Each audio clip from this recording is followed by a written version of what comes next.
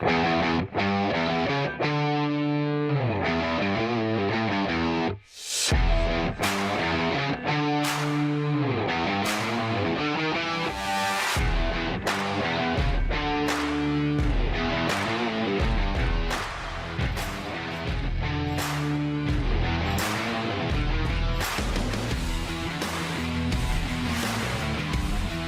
noches, bienvenidos a Un Toque de Romero.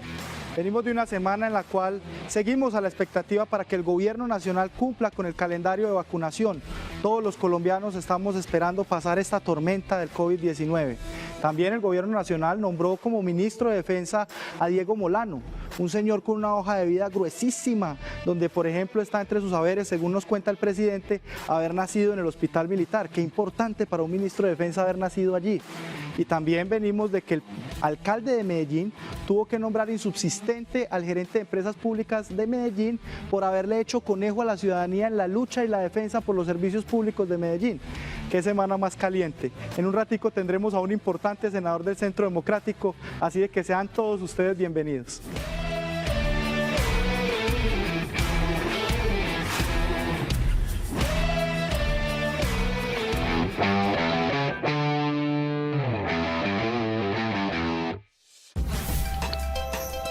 Estás viendo Un Toque de Romero.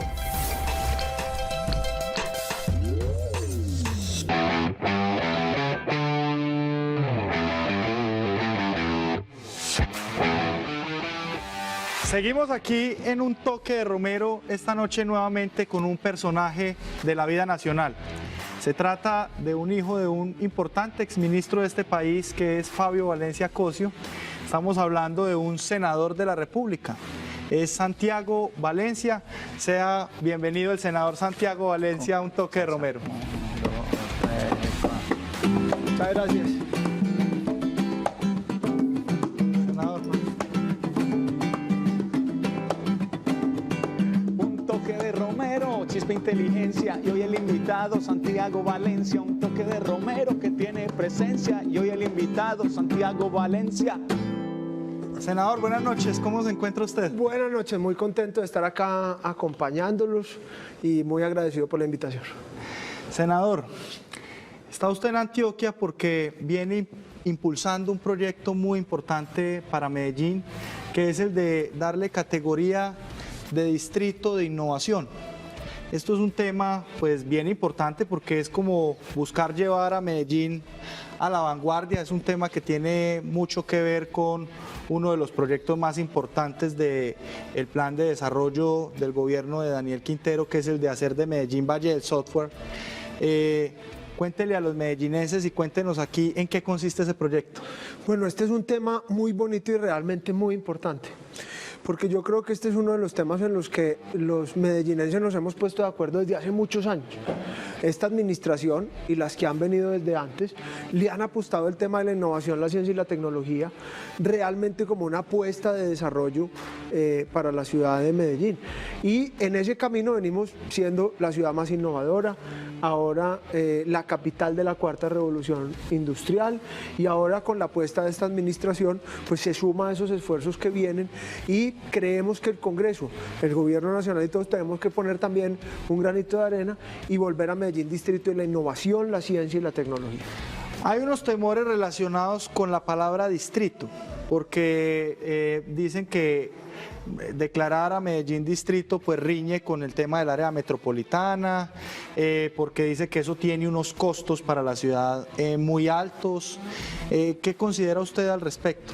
Sí, mire, la verdad es que cuando se crearon los distritos en Colombia, que empezó obviamente con el distrito capital Bogotá, luego por ejemplo Barranquilla y Cartagena como distrito portuario y el otro turístico, y más adelante empezaron a salir una cantidad de distritos a nivel nacional, se creó una ley que se llama la ley 1617. que reglamenta la creación de los distritos. Pero la verdad es que esta ley también fue creada básicamente para el distrito capital y los distritos portuarios. La verdad es que Medellín no encaja dentro de esta definición, porque lo que queremos hacer es innovación, ciencia y tecnología, que es la apuesta de desarrollo de Medellín para Antioquia y para Colombia. Por lo tanto, lo que decidimos fue inaplicar la ley 1617 y hacer este proyecto por acto legislativo, es decir, reformando la Constitución, elevando a Medellín como distrito desde la propia Constitución. ¿Pero qué significa eso para Medellín? Claro, eso significa que no hay cambios administrativos y que por lo tanto no se genera ningún gasto, sino que lo que hacemos es poner un foco mundial sobre Medellín como distrito de la innovación, la ciencia y la tecnología, algo sobre lo cual ya ha venido trabajando, pero que le pone ya ese apellido imponente. Y en segunda medida lo que hacemos es un proyecto de ley que tendrá que presentarse y aprobarse, donde ya reglamentaremos cuáles serán todos los beneficios para Medellín. Pero esto no afecta a los otros 10 municipios del área metropolitana. No afecta, de hecho, y esto hay que decirlo, porque pues yo tengo todas las diferencias con el alcalde Daniel Quintero, pero él me hizo una muy buena propuesta que acogí y estamos viendo cómo la metemos en el distrito. Y es que los otros municipios del área metropolitana se puedan acoger a los beneficios del distrito de innovación y tecnología. Porque él tiene razón, él me decía, senador, ¿y qué pasa si, por ejemplo, Bancolombia, que todos lo conocemos que está en Medellín, quiere poner un laboratorio de innovación, ciencia y tecnología en Sabaneta? Entonces, ¿no tiene beneficios? No. Entonces, lo que vamos a incluir en el acto legislativo es que los municipios del área metropolitana que quieran acceder a los beneficios del mismo, lo pueden hacer mediante un proyecto de acuerdo para que tengan los mismos beneficios de la ley que aprobaremos con posterioridad al acto legislativo y que le dará beneficios a Medellín. ¿Para qué? Para que vengan e inviertan nuevas empresas, para que, por ejemplo, tengamos desarrollo de nuevas patentes y facilidad para la erradicación de nuevas patentes, recursos para educación pública, para investigación. Es decir, eso será lo que tendremos que construir y a lo cual podemos incluir a los otros municipios del área metropolitana y que más allá de afectarlos, les va a traer muchos beneficios. Santiago, yo empiezo esta trova y usted me hace el último verso. Ay, Dios mío. El foco está en Medellín para hacer con energía distrito de innovación, de ciencia y tecnología. Muy bien. Muy bien. Bueno, ya hablamos de este proyecto que es tan importante para la ciudad, pero yo quiero hacer claridad que el senador Santiago Valencia es senador por el Centro Democrático, elegido por más de 35.000 votos, es antioqueño, aunque ha pasado mucho tiempo en Bogotá porque casi que sus estudios fueron en el Gimnasio Moderno y también en la Universidad Sergio Arboleda, etcétera. Hablemos un poquito de política. ¿Cómo está viendo el senador Santiago Valencia el futuro, las elecciones presidenciales que ya empiezan los partidos a hacer sus cábalas y todo esto? ¿Cuál es su lectura?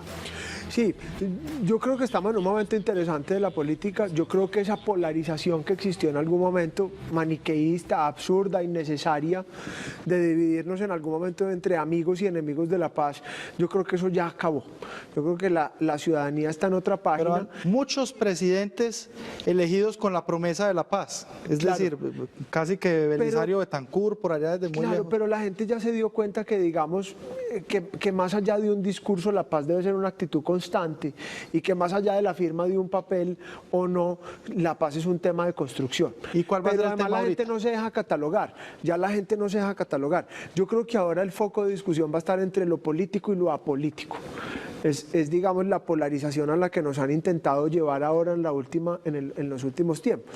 Y lo que hemos encontrado es que hay muchos que se disfrazan de apolíticos, pero tienen las mismas costumbres o el mismo ejercicio tradicional de la política. Entonces, aquí yo creo que ya hay un trasfondo institucional delicado. ¿Qué es lo que está pasando y qué es lo que uno ve? Que las fuerzas políticas se están reorganizando, que muy probablemente vamos a empezar a ver alianzas de distintos sectores políticos en esa nueva dinámica que se plantea y seguramente vamos a tener una campaña muy difícil porque estamos en una situación de polarización y sobre todo de odio muy complicada y muy innecesaria también y seguramente va a ser una campaña difícil. Con este tema, el Centro Democrático, pues veíamos nosotros que era que quien estaba muy fuerte allí era el exministro de Defensa Carlos Holmes Trujillo, que lo perdimos hace 2 semanas.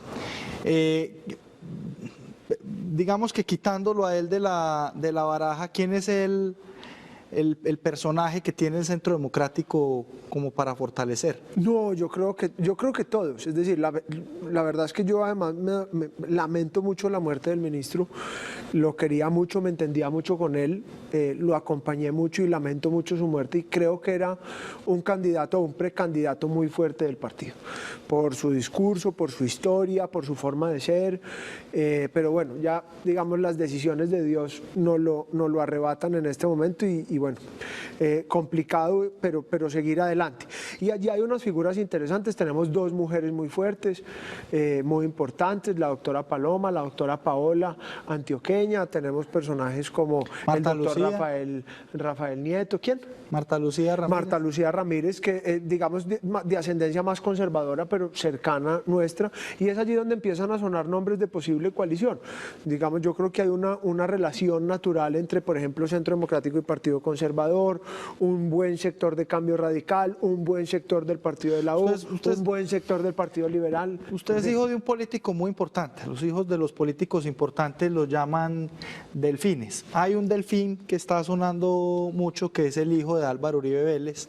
¿Cómo lo ve usted en esta contienda? Lo conozco y lo conozco hace muchos años. La verdad es que es un hombre supremamente inteligente, muy preparado y nos ha estado acompañando constantemente en política.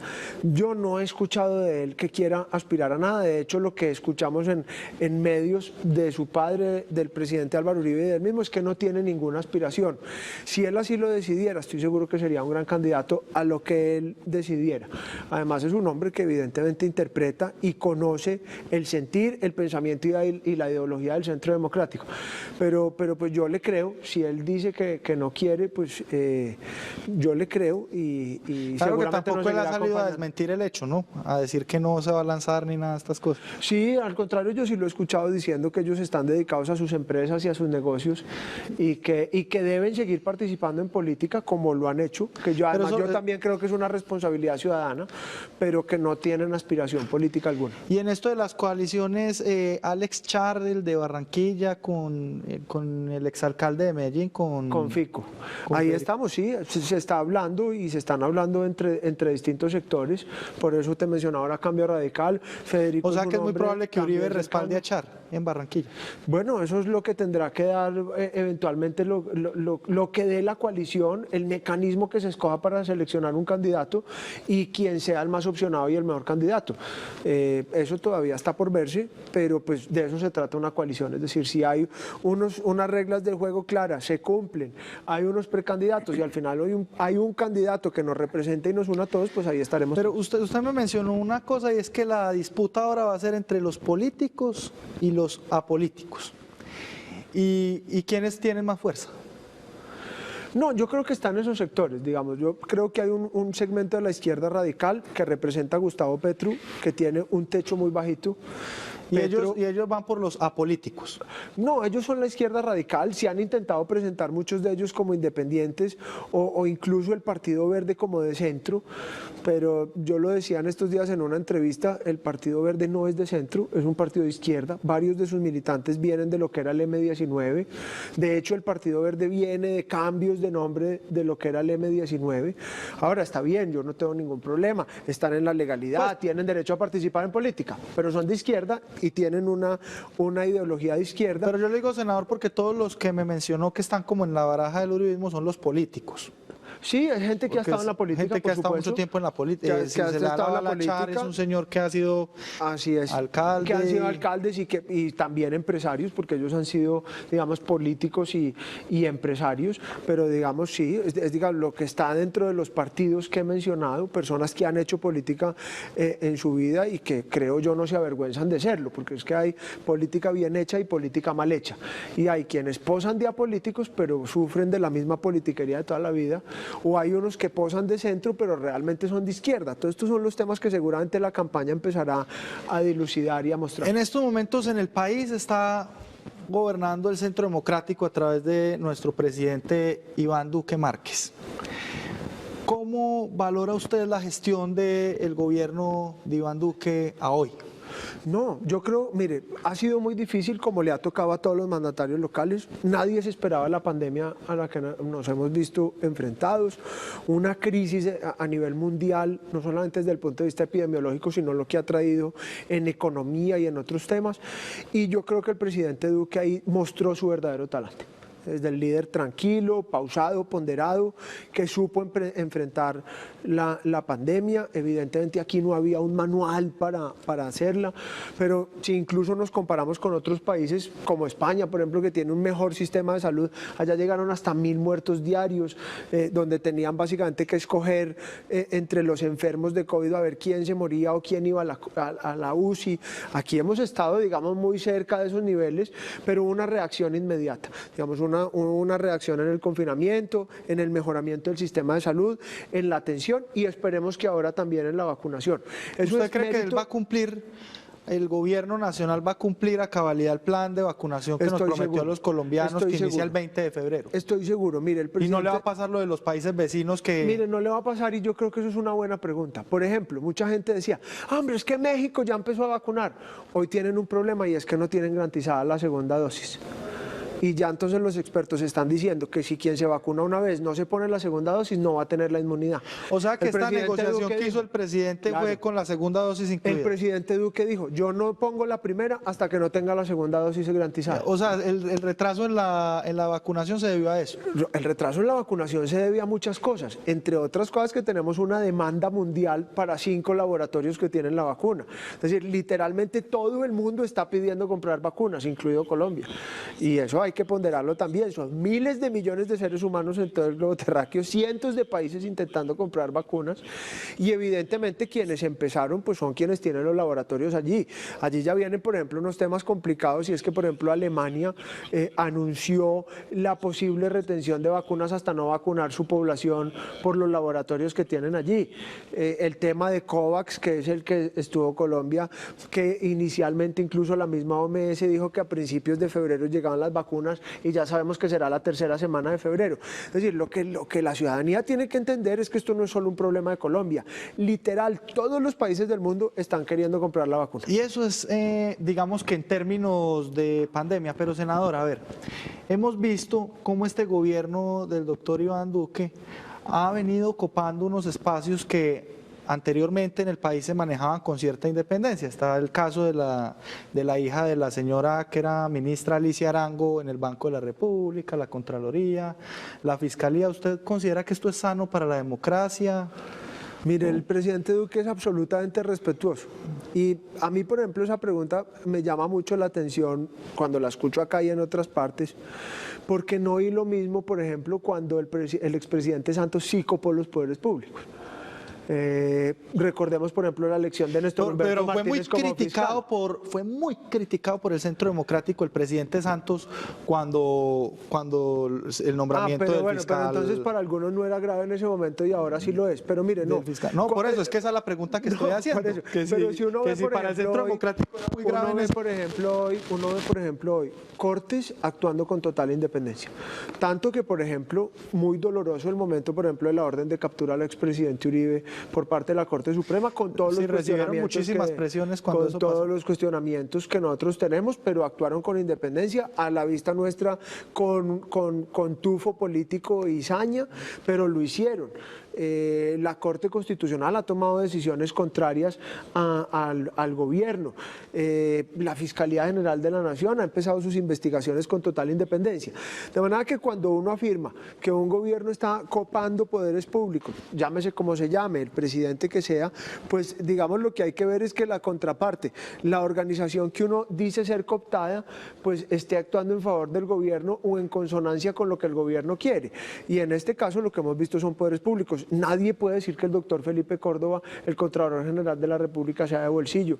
Nadie puede decir que la doctora Margarita Cabello, que venía de la rama judicial, que actuó con independencia de la rama judicial, que pasó por el gobierno, pero que hoy es procuradora, esté actuando, digamos, como una ministra más del gobierno. Es decir, que la independencia no se mide por la forma solamente en la que se nombra el funcionario, sino también si actúan o no con independencia cuando ya están una vez instalados en el cargo.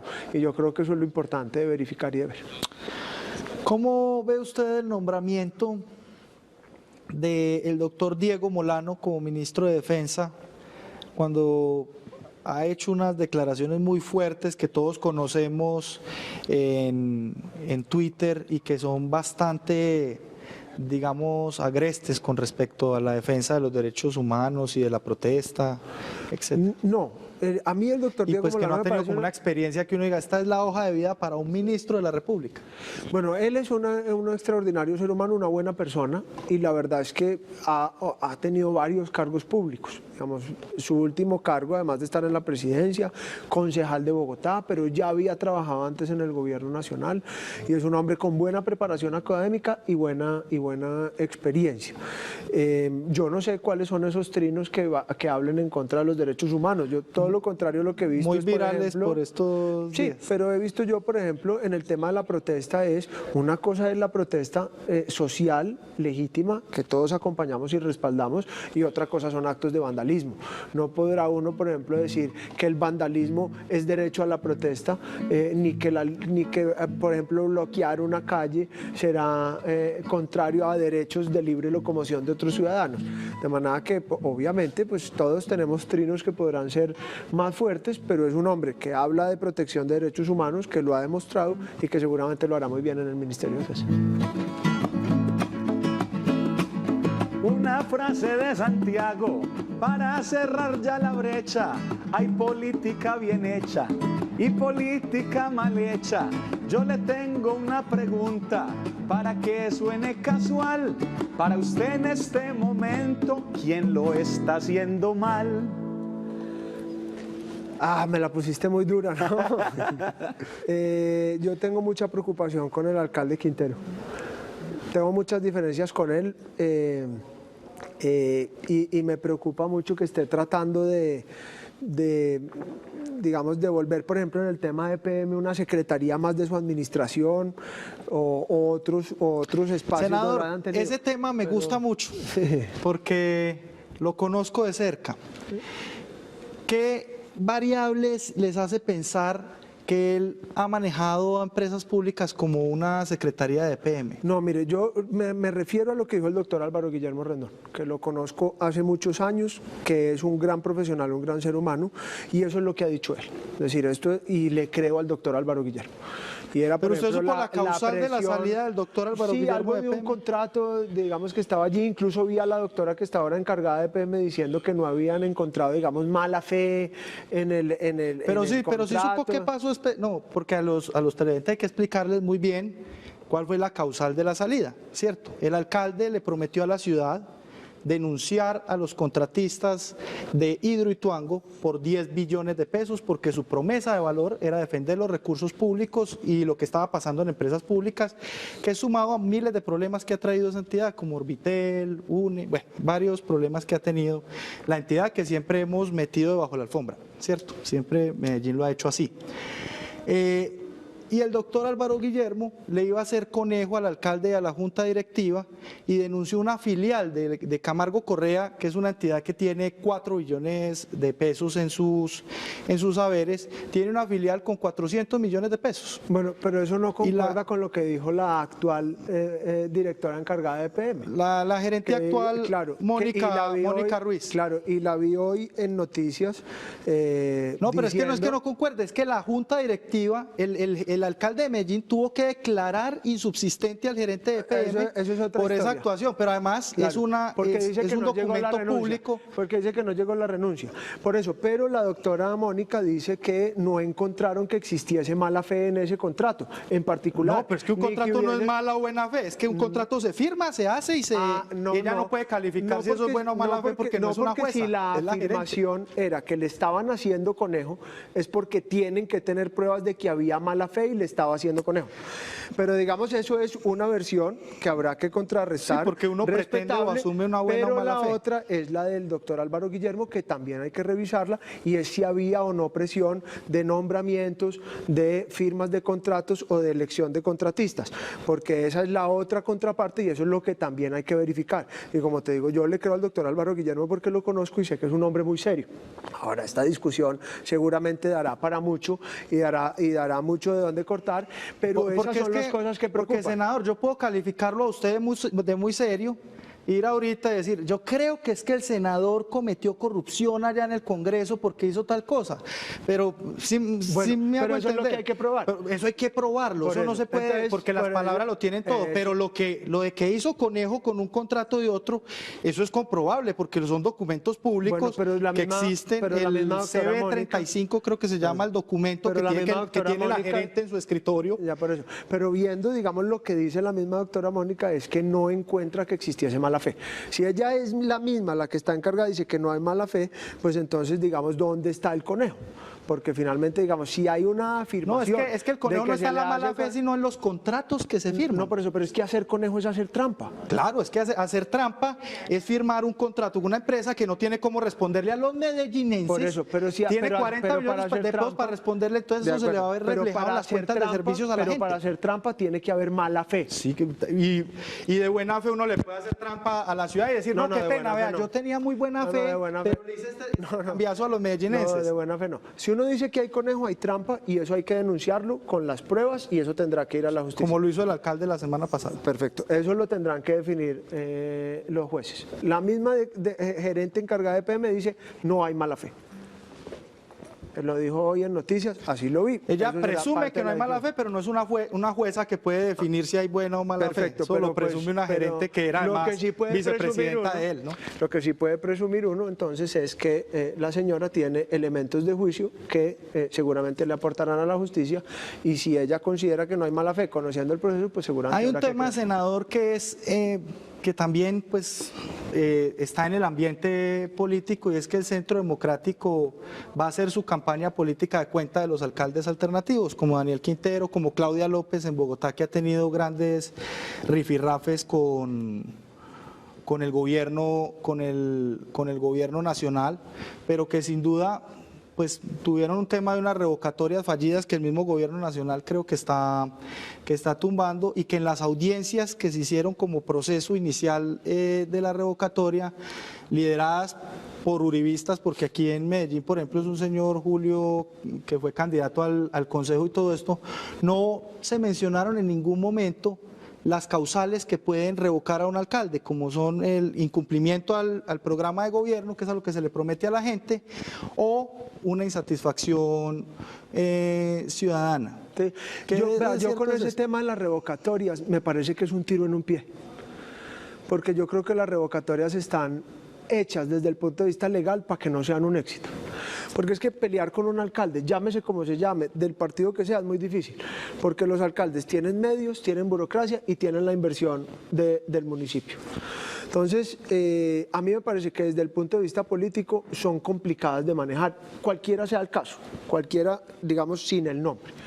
De manera que yo, digamos, el tema de la revocatoria, yo creo que es más efectivo hacer un control político adecuado, cualquiera que sea el alcalde, y el tema de la revocatoria me parece que es peligroso.